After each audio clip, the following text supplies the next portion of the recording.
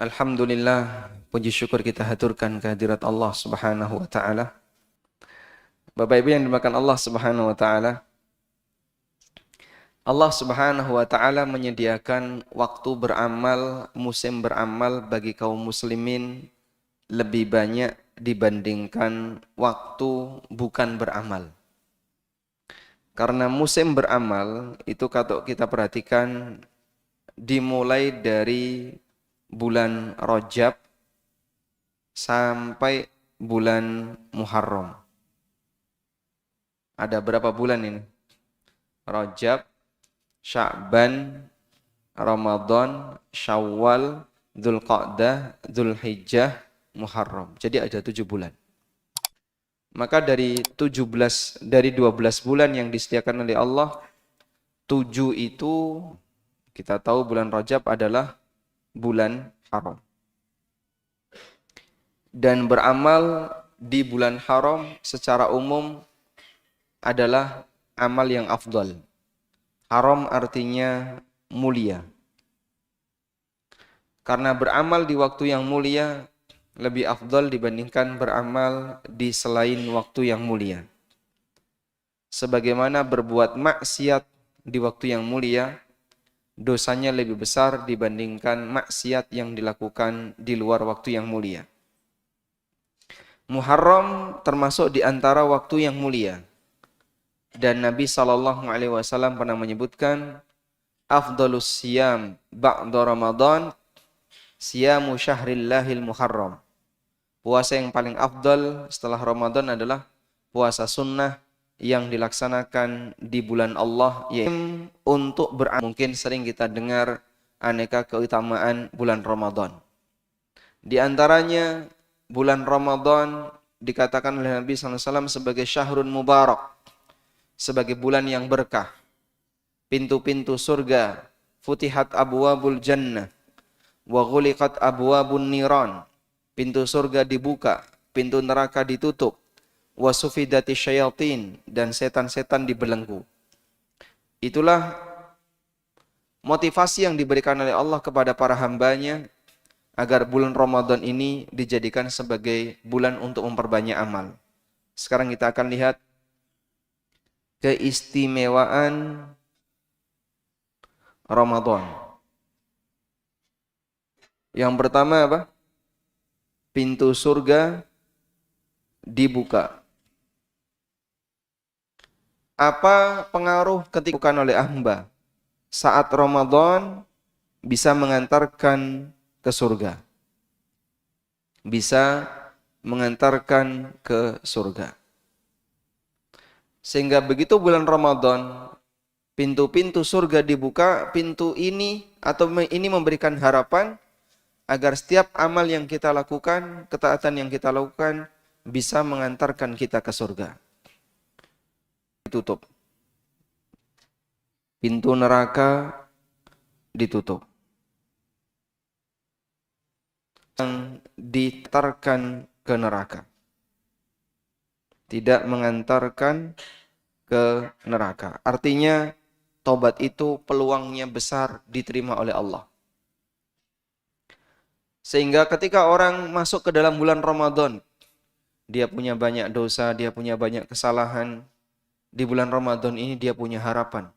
Dosa-dosa itu semuanya lebur dan hilang di sepanjang bulan Ramadan.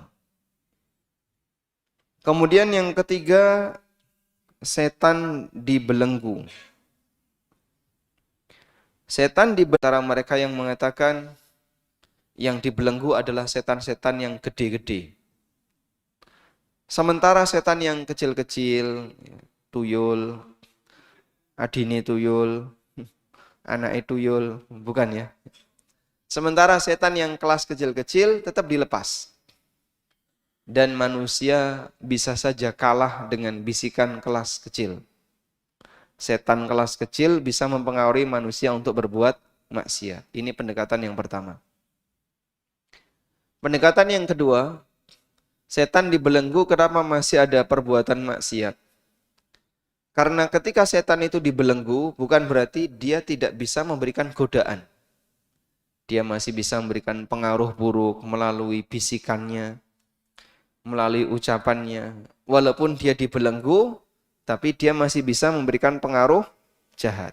Meskipun tidak sebebas ketika dia dilepas. Pendekatan yang ketiga, kenapa masih ada perbuatan maksiat di sepanjang bulan Ramadan? Karena sumber maksiat itu tidak hanya setan, termasuk diantaranya adalah hawa nafsu.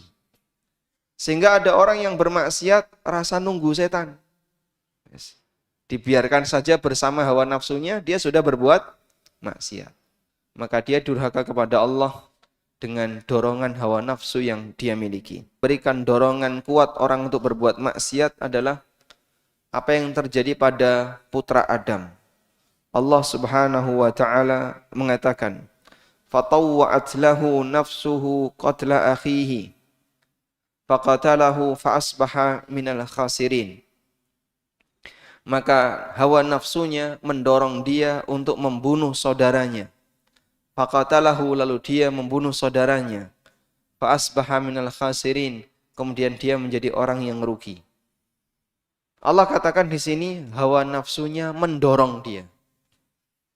Berarti sebab kenapa anak Adam ini membunuh adalah karena dorongan hawa nafsu. Itu berbeda ketika Allah menceritakan tentang bagaimana pelanggaran yang dilakukan oleh Adam.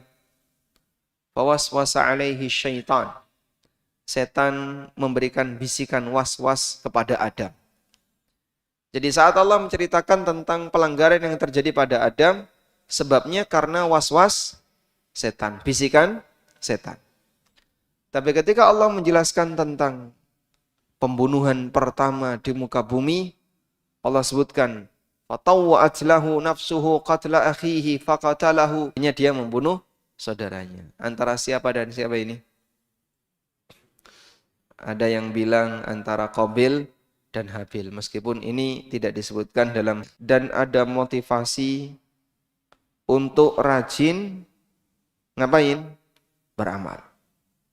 Orang bisa mendapatkan banyak bonus. Bonus itu adalah aneka kemudahan. Di bulan Ramadan ini, peluang orang bisa mendapatkan banyak sekali aneka kemudahan. Baik kemudahan dalam beramal, kemudahan dalam meninggalkan maksiat, kemudahan dalam melakukan ketaatan, dan seterusnya. Itu semuanya tercurah di bulan Ramadan. Maka sebenarnya bulan Ramadan itu menjadi bulan di mana orang bisa panen pahala. Baik. Berarti kalau mau panen persiapannya apa? Nandur. Lalu setelah nandur, merawat. Setelah merawat, baru panen. Bulan nandur ini bulan di mana kita diajarkan untuk persiapan. Demikian pula bulan merawat diajarkan sebelum masuk Ramadan. Masya Allah, kok panjang sekali Pak, wis telat ini tinggal 1 bulan. Bulan yang pertama. Apa yang mereka lakukan Pak? Banyak berdoa kepada Allah. Banyak memohon, ya Allah pertemukan aku dengan bulan Ramadan. Ya Allah, berikan aku kesehatan agar aku bisa sampai di bulan Ramadan. Itulah harapan yang mereka Ramadan. Mungkin doa semacam ini belum pernah kita baca. Coba di antara Bapak Ibu yang pernah berdoa kepada Allah, ya Allah, sampaikan aku hingga ketemu bulan Ramadan. Ada? Ada? Alhamdulillah ada ya. Baik. Bagi mereka yang tidak kepikiran, kadang begitu datang bulan Ramadan, rodok sedih Pak. Kok ya wis poso meneh? Kok tiba-tiba sudah puasa? Sehingga dia merasa begitu datang bulan Ramadan, ada beban yang harus dia tanggung. Dia merasa sedih dengan kedatangan bulan Ramadan.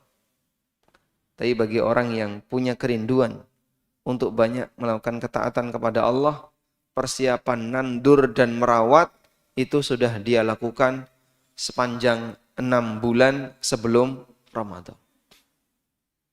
Ibaratnya Bapak Ibu, kita kalau banyak menandur dan banyak merawat, maka panennya makin banyak. Tapi kalau kemudian yang ditandur nggak ada, yang dirawat nggak ada, jangan. Persiapannya apa sebisanya. Salah satunya adalah, apa sih yang banyak kita lakukan sepanjang bulan Ramadan? Puasa yang utama. Terus qiyamul lail. Terus banyak baca Quran. Dan aneka persiapan yang lainnya. Kalau kemudian pemanasan itu sudah panjang kita lakukan, begitu masuk bulan Ramadan akan terasa lebih ringan. Dan tingkatan keberhasilan hamba di sepanjang bulan Ramadan, sejauh mana dia bisa mendapatkan panen raya, dilihat dari sejauh mana dia persiapan. Ada sebuah doa yang dibaca oleh seorang ulama. Allahumma sallimni ila Ramadan wa sallim li Ramadana wa tasallamhu minni mutaqabbala wa tasallamhu minni mutaqabbala Ramadan wa sallim li Ramadana wa tasallamhu minni mutaqabbala.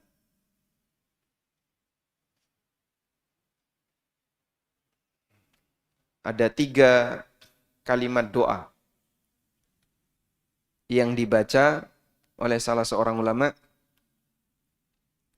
Ini di baris yang pertama kita minta keselamatan.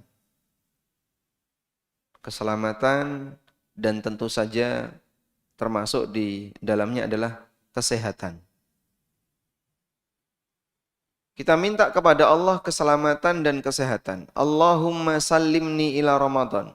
Ya Allah, selamatkanlah aku hingga bisa ketemu bulan Ramadan. Bagi mereka yang sadar, itu waktunya panen. Maka kita minta kepada Allah, semoga diberi kesehatan fisik, semoga diberi kesehatan akal, semoga diselamatkan dari kecelakaan dan mara bahaya, agar nanti bisa ketemu Ramadan. Sehingga ketemu bulan Ramadan, bisa puasa di bulan Ramadan, dan seterusnya. Bisa jadi ada orang yang masih hidup, tapi ketika ketemu Ramadan nggak bisa puasa. Kenapa? Sakit-sakitan. Aku isra kuat Pak Ustadz. Kalau disuruh puasa sekarang sudah nggak sanggup. Kenapa Pak? Saya punya asam lambung yang begitu jam 8 nggak diisi Pak Ustadz. Sudah kulik-kulik rakaruan. Saya punya penyakit ini, saya punya ini, saya punya ini. Akhirnya beliau tidak bisa puasa ketika masuk bulan Ramadan. Nggak bisa ibadah. Wasallim li Ramadana. Di baris yang kedua ini kita minta kepada Allah dimudahkan. Dimudahkan untuk menjalankan ibadah saat bulan Ramadan. Sehingga seolah-olah Allah serahkan Ramadan itu ke kita. Wasallim li Ramadana, serahkanlah Ramadan itu untukku. Maksudnya mudahkan aku untuk menjalankan aneka ibadah dan ketaatan sepanjang bulan Ramadan. Ada orang yang diberi kesehatan, sehat fisik, sehat akal, sampai melebu bulan Ramadan. Tapi ketemu bulan Ramadan, penyakit malas menghantui dirinya, sehingga wes ketemu Ramadan, tapi dia tidak dimudahkan untuk beribadah sepanjang bulan Ramadan. Maka berarti Ramadan belum diserahkan kepadanya. Lalu baris yang ketiga ini, beliau memohon kepada Allah Ta'ala agar amal di Ramadan diterima.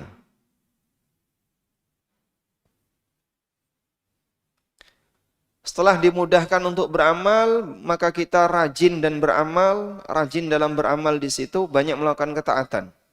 Maka harapan berikutnya adalah semoga yang aku kerjakan ini diterima.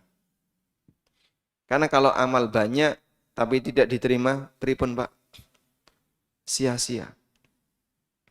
Apa manfaatnya orang sholat sampai sekian puluh rakaat, tapi ketika dia sholat sekian puluh rakaat, nggak ada satupun yang diterima. Walaupun satu sujud. Semua itu akan sia-sia. Karena kita tidak hanya berlomba banyak-banyakan amal, tapi berlomba apa? Menjalankan amal yang berkualitas, agar amal kita diterima oleh Allah Subhanahu wa Ta'ala. Maka kalau bisa dukung persiapan kita menjelang Ramadan dengan memperbanyak doa semacam ini. Pun hafal insyaallah? Dereng hafal insyaallah? Dereng. Sampun hafal? Coba kita ulang ya. Allahumma sallimni ila Ramadan. Diulang. Baik, merem sekarang. Alhamdulillah, 3 kali hafal ya. Wasallim li Ramadana. Wasallim li Ramadana. Diulang. Satu lagi. Wa tasallamhu minni mutaqabbala. Wa tasallamhu minni mutaqabbalan. Hafal insyaallah? Yang terakhir belum. Wa tasallamhu minni mutaqabbala. Baik, coba diulang. Wa tasallamhu minni mutaqabbala. Wa tasallamhu minni mutaqabbala. Nggih, baik. Nyuwun tolong nanti panitia jaga di depan pintu masjid. Sing urung apal, urung tok mulih, Pak. Nanti dicek satu-satu. Sanggup insyaallah? Nggak sanggup ya. Baik, kalau bisa 3 doa yang besar, yaitu bisa panen raya di bulan Ramadan, kita dukung dengan doa. Baik. Kenapa ini perlu kita perjuangkan? Disebutkan dalam hadis yang sahih, Nabi SAW bercerita tentang 2 orang sahabat. Dulu ada sahabat A dan B. 2 sahabat ini masuk Islamnya bareng. Sahabat A dan B ini masuk Islamnya. Lalu sahabat A ini ikut jihad. Saat dia ikut jihad, dia mati syahid. Di medan jihad dia mati. Sementara sahabat B ini masih hidup 1 tahun pasca A mati. Pas A meninggal. Udah? Lalu kemudian ada sebagian di antara sahabat yang bermimpi. Dalam mimpinya, jadi keduanya sudah mati, A sudah mati, B 1 tahun berikutnya dia meninggal. Dia mati. Lalu ada sahabat yang bermimpi ketemu A dan B. Ternyata dalam mimpi itu, derajat surganya B lebih tinggi dibandingkan derajat surganya A. Antara langit dan bumi. Jaraknya itu antara langit dan bumi. Maka mimpi itu sempat viral di kalangan para sahabat. Kok bisa, Pak? Bagaimana mungkin orang yang ikut jihad dan dia mati syahid, ternyata derajat di surganya kalah dengan orang yang dia tidak ikut jihad dan dia tidak mati syahid, yaitu B. Padahal masuk Islamnya bareng. Maka Nabi SAW bertanya kepada mereka, "Atajabuna min hadhi?" Kenapa kalian merasa heran dengan yang seperti ini? Alaysa qad laqiyahu Ramadan. Kemudian Nabi SAW menyebutkan, bukankah si B ini melaksanakan sholat 1 tahun? Bukankah B ini ketemu Ramadan? Bukankah B ini telah melaksanakan sholat selama 1 tahun? Bukankah B ini ketemu bulan Ramadan yang dia bisa banyak beramal di sana? Bukankah B ini beramal A, B, C, D, dan seterusnya?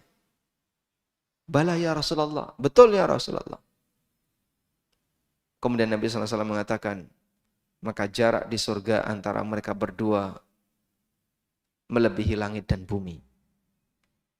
Sehingga jika 1 Ramadan, ini kan cuma 1 Ramadan saja, bisa menyebabkan jarak tingkatan orang ketika di surga menjadi makin tinggi, apalagi berkali-kali Ramadan.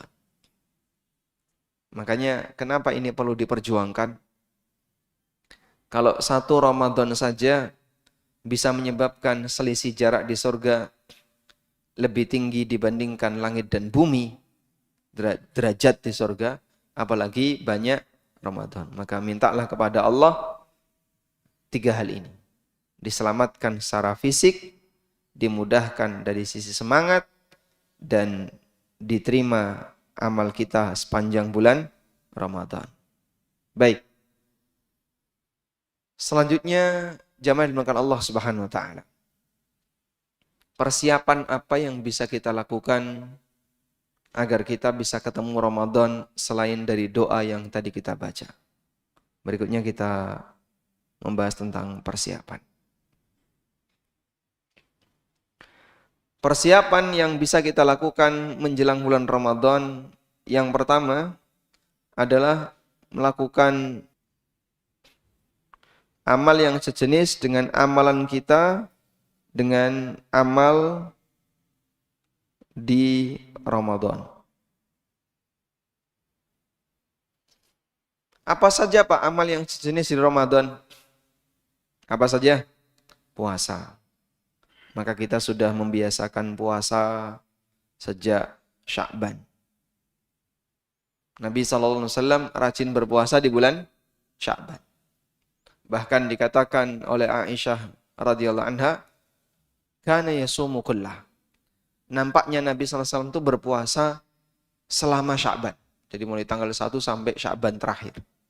Saking seringnya beliau berpuasa di bulan Sya'ban. Yang kedua, banyak baca Quran. Banyak baca Al-Quran. Yang barangkali kita tadarus tahun sekali, sekarang mulai dipaksa untuk tadarus lebih padat lagi. Sehingga di bulan Sya'ban kita banyak membaca Al-Quran. Karena itulah sebutan dari bulan Sya'ban adalah Syahrul Qurra. Bulan Sya'ban itu disebut dengan Syahrul Qurra. Qurra itu artinya para penghafal Quran.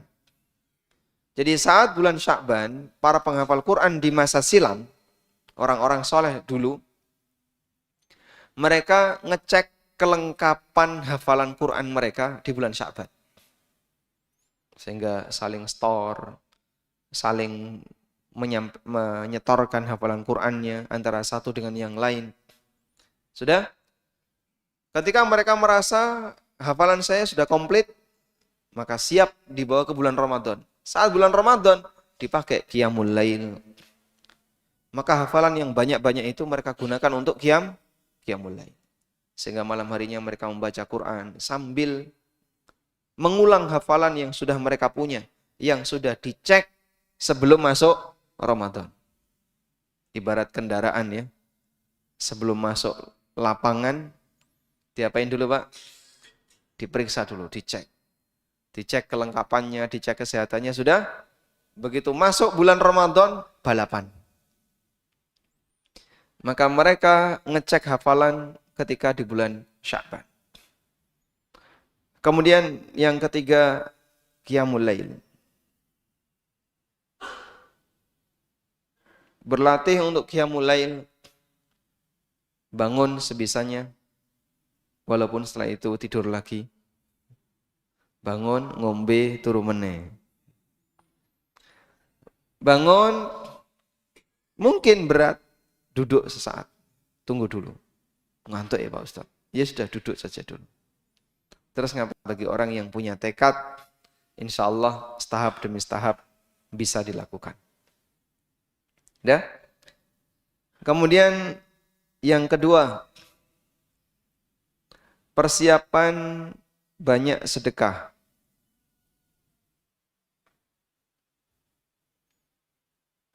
Kata Ibnu Abbas radhiyallahu anhuma, kana an-nabiy sallallahu alaihi wasallam ajwadun nas. Nabi sallallahu alaihi wasallam adalah orang yang sangat dermawan. Wa ajwadu ma yakunu fi Ramadan. Dan beliau lebih dermawan lagi ketika masuk bulan Ramadan. Ka'annahu rihul mursalah, seperti angin yang dihembuskan. Saking dermawannya Rasulullah sallallahu alaihi wasallam yang digambarkan oleh Ibnu Abbas. Nah, membangun kedermawanan ketika Ramadan ini kan yang dilakukan adalah bisa memperbanyak sedekah. Dan ini barangkali bisa kita lakukan dengan cara nabung. Saya mau persiapan biar nanti bulan Ramadan saya banyak sedekah, jajannya dikurangi, healing dikurangi, shopping dikurangi, apalagi mancing, juga enggak camping, ya. Maka itu dikurangi semuanya, dana-dana yang biasanya dipakai untuk jalan-jalan, biasa dipakai untuk belanja, ditahan.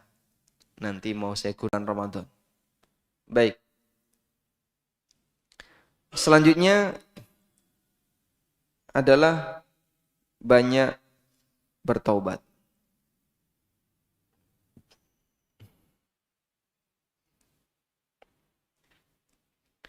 Karena kita mau menghadap Allah.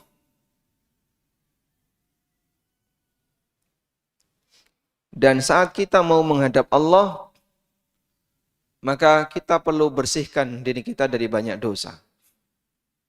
Dosa itu penghalang rasa berat untuk beribadah. Sehingga apa yang membuat kita malas? Apa yang membuat kita malas? Dosa. Hati yang penuh dengan noda-noda dosa itu menyebabkan kita malas bergerak, menyebabkan kita malas ibadah. Karena itu sebelum menghadap Allah, bersihkan diri kita dari aneka dosa. Bapak Ibu bisa lihat seperti ini. Sebelum sholat, kita diajarkan untuk apa?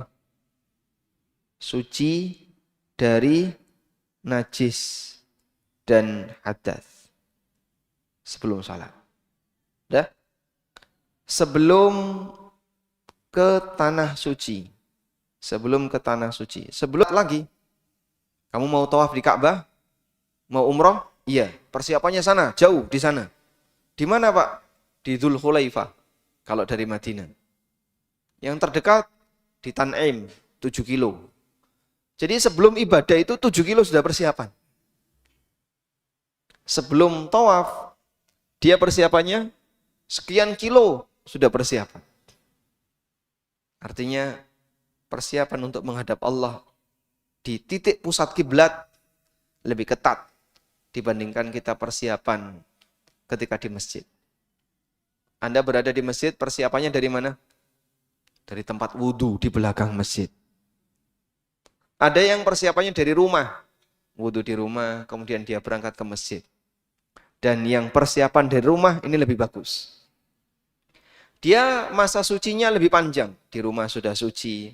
Kemudian dia berjalan menuju masjid. Sampai akhirnya dia sholat. Sehingga persiapan orang berbeda-beda. Antara satu dengan yang lain. Alhamdulillah. Budaya Jogja beda dengan Jawa Timur. Orang Jogja dan sekitarnya persiapan ke masjid itu dari rumah. Orang Jawa Timur persiapan masjidnya itu wudhu di masjid. Sehingga mereka berangkat itu belum suci. Kemudian nanti wudhu bareng-bareng di masjid. Lalu baru masuk masjid. Itu kesan yang saya lihat ada suasana yang berbeda. Meskipun Allah bersihkan batin. Bersihkan noda batin. Apa noda batin? Dosa. Di saat itulah kita perlu banyak bertobat kepada Allah, banyak memohon ampun kepada Allah Subhanahu wa taala. Wallahu a'lam. Apakah perlu padusan, Pak Ustadz? Tidak perlu. Karena bukan syarat ketika masuk bulan Ramadan kudu adus. Masuk Ramadan durung adus pripun, Pak? Sah Ramadannya. Tidak ada hubungannya dengan padusan. Sebab masuk Ramadan tidak harus mandi sebagaimana sebelum Jumatan, sebagaimana sebelum sholat Id. Sehingga tidak perlu padusan. Lebur dosa tidak bisa diwujudkan dengan padusan. Tapi lebur dosa bentuknya adalah dengan taubat. Yang lebih parah lagi ketika menjelang Ramadan padusane ning kali lanang wedok nyemplung bareng. Sampai pernah diceritakan ya. Ya meskipun dibedakan laki di sini, perempuan di sini. Tapi nyemplung kabeh. Kayak gini jadinya nggak bagus ya. Sehingga seharusnya yang dilakukan adalah perbanyak bertobat kepada Allah, bukan malah ngelakoni dosa sebelum masuk Ramadan. Wallahu a'lam. Baik, mungkin itu yang bisa kita sampaikan sebagai persiapan agar nanti ketika di bulan Ramadan kita bisa lebih maksimal dalam beramal. Wassallallahu ala nabiyyina Muhammadin wa ala alihi wa sahbihi wa sallam. Wa akhiru da'wana alhamdulillahi rabbil alamin. Barangkali ada yang mau disampaikan, silahkan. Nah, Masya Allah. Okay. Angkat tangannya paling dhuwur nih. Barakallahu fiik.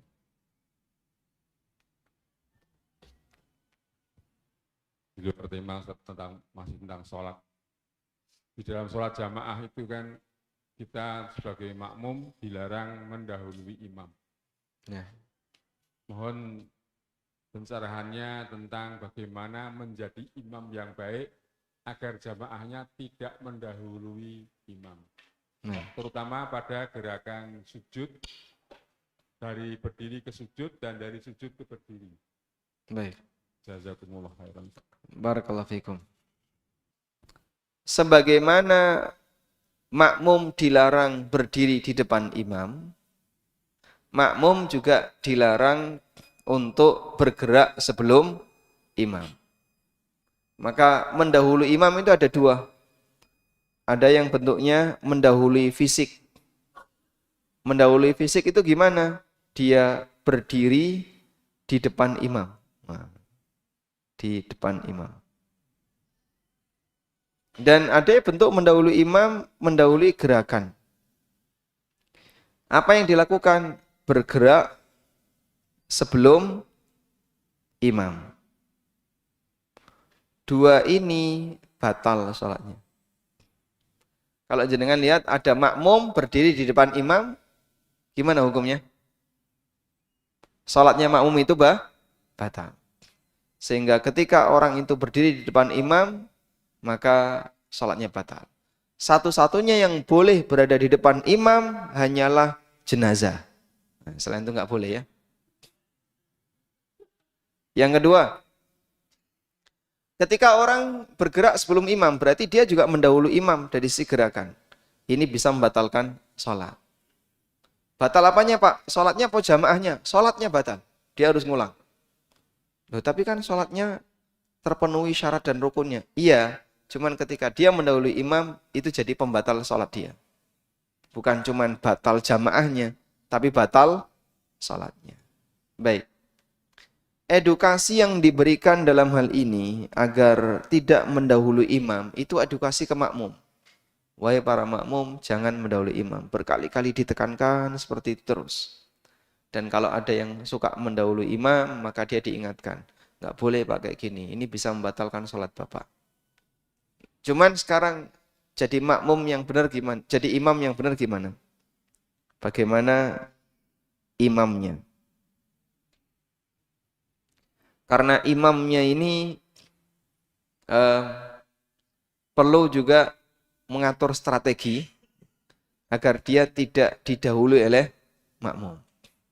Baik, kalau di tempat kita tidak ada mendahului fisik ya, karena posisi imam kan tempatnya sempit. Nah, makmum harus gabung ning kene ya kesikut nanti, sehingga nggak boleh dia bergabung di mihrab. Tapi di beberapa masjid yang depannya itu kosong, kadang diisi imam. Maka di Masjid Nabawi, di depan Masjid Nabawi, itu ada garis. Garis dikasih tulisan, haddul imam, batas imam. Salat melebihi garis itu, batal. Kalau salatnya di belakang garis itu, sah. Itu di Masjid Nabawi. Coba kita lihat.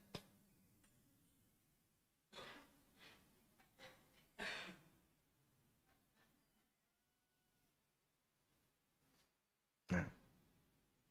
Di Masjid Nabawi sisi sebelah selatan, Pak. Nah, contoh sisi sebelah selatan seperti ini. Ini kan ada Green Dome, kubah hijau. Depannya ini luar selatan. Nah, di sisi sebelah selatan ini imamnya kalau ada orang sholat di sini, dia berarti berdiri di depan imam. Makanya dikasih garis, ada tulisan haddul imam, batas imam. Tayyib. Kira-kira apa yang bisa dilakukan oleh imam agar dia tidak didahului oleh makmumnya? Kami sarankan saat takbir intikal mengucapkan Allahu Akbar itu dilakukan mendekati sujud. Bukan setelah sujud ya, tapi mendekati sujud. Jadi waktu turun dia diam saja. Kemudian ketika mendekati sujud Allahu Akbar.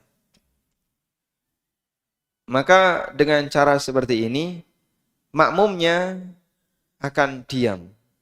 Kecuali yang lihat imam. Nah, yang lihat imam saat imamnya turun, melu medun dia. Nah, durung wayahe Pak. Nah, tapi wis ancang-ancang medun itu imam. Kalau makmum jangan ikut ancang-ancang. Berdiri dulu, i'tidal. Saat imamnya turun sujud, maka dia diam. Begitu mendekati sujud, Allahu Akbar. Dengan demikian nanti makmumnya biar tidak mendahului imam. Wallahu alam, itu sebagai saran yang bisa dilakukan.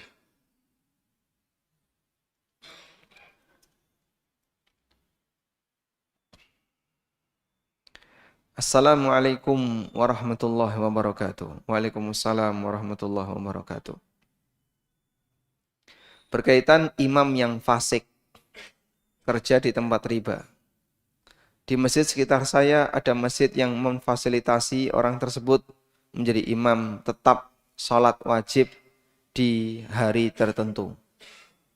Mohon diberi nasihat kepada pengurus lewat forum ini tentang sikap tersebut. Mumpung forum ini online dan insya Allah sampai ke masjid tersebut. Wassalamualaikum warahmatullahi wabarakatuh. Waalaikumsalam warahmatullahi wabarakatuh. Nah, memang idealnya imam itu orang baik, orang yang adil dan bukan orang fasik. Dan salah satu di antara orang fasik adalah pelaku riba. Karena riba itu dosa besar. Sehingga kalau dia pelaku riba, dia karyawan di lembaga ribawi, berarti dia berbuat riba tiap hari. Dan ini orang fasik. Dan seharusnya orang fasik seperti ini tidak dijadikan sebagai imam, apalagi ditunjuk sebagai khatib. Idealnya gimana Pak? Cari yang bukan orang fasik. Masa nggak ada sih? Fasik semua ya Pak? Masya Allah. Ya nggak mungkin ya. Pasti kan ada mereka yang bukan kerja di lembaga-lembaga riba, mereka yang kerjanya di tempat yang mubah, Anda tunjuk dia jadi imam. Sementara yang orang-orang fasik tidak seharusnya dijadikan sebagai imam. Meskipun misalnya, Pak, kita kesulitan untuk cari pengganti. Karena orang ini walaupun fasik, dia bacaan Qur'annya paling bagus. Mungkin nggak itu terjadi? Mungkin. Maka Nabi SAW pernah membuat gambaran.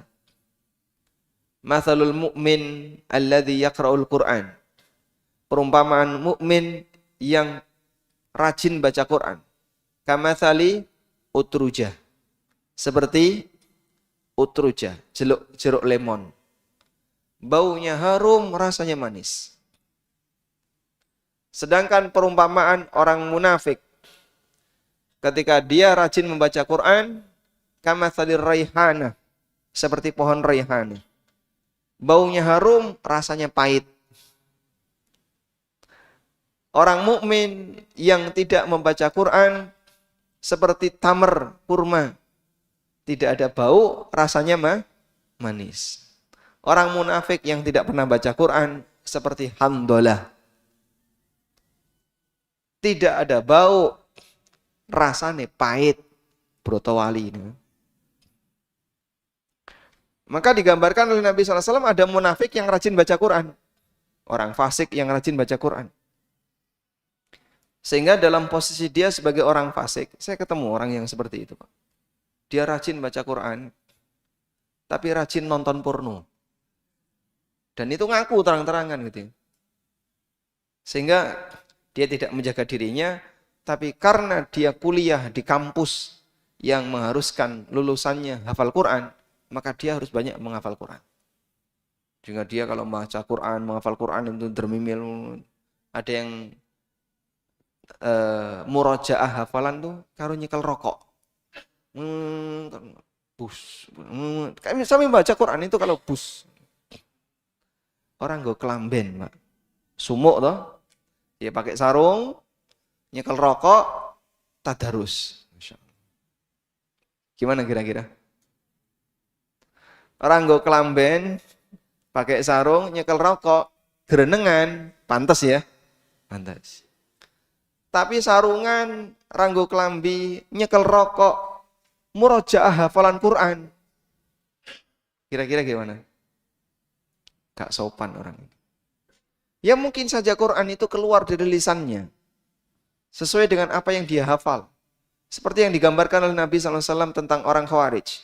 Yaqra'unal Quran. La yujawizu hanajirahum. Dia baca Quran tapi gak nembus tenggorokannya. Sehingga cuma di mulut saja. Dan itu kebiasaan orang Khawarij. Dan ada yang seperti ini. Beberapa kampus yang di situ ada jurusan ilmu Qur'annya. Di situ kan syaratnya kalau mau lulus harus hafal sekian juz. Tapi mahasiswanya mungkin kurang terdidik dengan namanya adab. Kurang terdidik dengan yang namanya kesolehan. Sehingga dia baca Quran dengan cara seperti tadi. Nah. Wallahu a'lam. Assalamualaikum warahmatullahi wabarakatuh. Waalaikumsalam warahmatullahi wabarakatuh. Apakah salawat nariyah itu ada tuntutannya? Ada tuntunannya. Salawat nariyah sepakat tidak ada tuntunannya. Pelaku pun tahu kalau salawat nariyah tidak ada tuntunannya. Sehingga yang membaca salawat nariyah, Pak ini dalilnya mana? Ya ora ono. Ya sudah. Memang enggak ada. Mereka sendiri mengakui Nggak ada. Itu buatan orang, mereka merangkai kalimat salawat nariyah. Dan nama ini aneh Pak ya, karena nariyah itu kan dari kata nar. Harusnya salawat itu kan namanya kelembutan, nama yang baik, salawat Ibrahimiyah. Tapi ini diberi nama nariyah. Wallahu alam kenapa kok namanya nariyah. Namun yang jelas salawat ini sepakat tidak ada tuntunannya. Tidak diajarkan Nabi SAW. Nah dalam salawat nariyah, di situ ada rangkaian salawat plus pujian untuk Nabi Sallallahu Alaihi Wasallam. Salawatnya nggak masalah. Pujian untuk nabinya ini yang berlebihan. Nah di sini bagian yang tidak, bagi kita ya seharusnya nggak berlebihan kayak gitu. Karena memuji berlebihan itu nggak boleh. Allahumma sholli salatan kamilatan wasalim salaman. Itu sampai di sini kalimatnya, salawat. Allahumma sholli salatan kamilatan wasalim salaman. Berarti memberikan salawat dan salam yang sempurna untuk Nabi SAW. Silahkan. Andaikan di bagian ini dibaleni mana? Allahumma sholli salatan kamilatan wasalim salama. Allahumma sholli salatan kamilatan wa salim salama. Ngono terus bagus itu mana. Berarti dia memberikan salawat dan salam berulang. Nah, lanjutannya di sini. Ala sayyidina Muhammadin alladzi. Allahumma sholli salatan kamilatan wa salim salaman ala sayyidina Muhammadin, itu salawat ya. Alladzi tanhallu bihil uqadu wa tanfariju bihil qurabu wa tunalu bihil hawaiju wa tuqda bihil raghaibu. Nah, di bagian itulah yang di situ memberikan pujian berlebihan untuk Nabi sallallahu alaihi wasallam. Tanhallu bihil uqad. Segala bentuk kesulitan bisa lepas bihi dengan sebab beliau. Wa tanfariju bihil qurab. Tanfariju bihi al-qurab. Dengan sebab beliau segala bencana bisa hilang. Sehingga selalu disandarkan dengan sebab Nabi ini hilang, dengan sebab Nabi bencana ini hilang. Itu kan memuji Nabi SAW berlebihan. Tayyib. Meskipun kita tidak sampai mengatakan kalimat ini sampai pada tingkatan kesyirikan, tapi lebih tepatnya kalimat ini memuji Rasulullah SAW melebihi batas. Kita diajarkan untuk mengagungkan Allah, bukan mengagungkan utusannya. Karena beliau diutus oleh Allah untuk mengagungkan Allah, bukan mengagungkan diri beliau sendiri. Makanya Nabi SAW ketika mengajarkan pujian, itu beliau batasi. Pujian untuk beliau sampai di sini boleh, lebih dari ini tidak boleh. Begitu ya. Maka kalau mau baca salawat, perbanyak kalimat salawat dan salam. Allahumma salli salatan wa salim kamilatan wa salim salaman ala sayyidina Muhammadin. Allahumma salli salatan kamilatan wa salim salaman ala sayyidina Muhammadin, dibaleni gitu lagi. Insyaallah itu yang lebih bagus. Wallahu alam. Demikian, semoga bermanfaat. Wassallallahu ala nabiyyina Muhammadin wa ala alihi wa sahbihi wa sallam. Wa akhiru da'wana alhamdulillahi rabbil alamin. Wassalamualaikum warahmatullahi wabarakatuh.